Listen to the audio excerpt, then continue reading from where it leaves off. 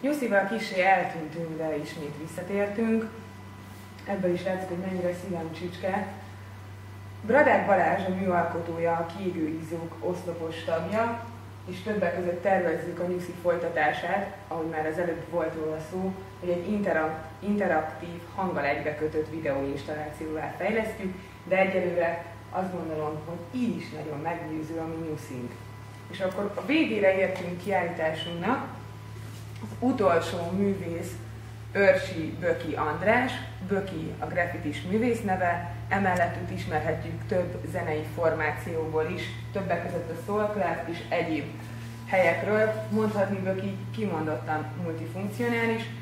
Ő amúgy Fat Hit-tel, Mr. Zero-val sokszor alkot együtt kint az utcákon, jelen esetben pedig fémlapra festett robotbetűivel készült, amik jól idézik ez az anya a bárdogtestű robotok hatását.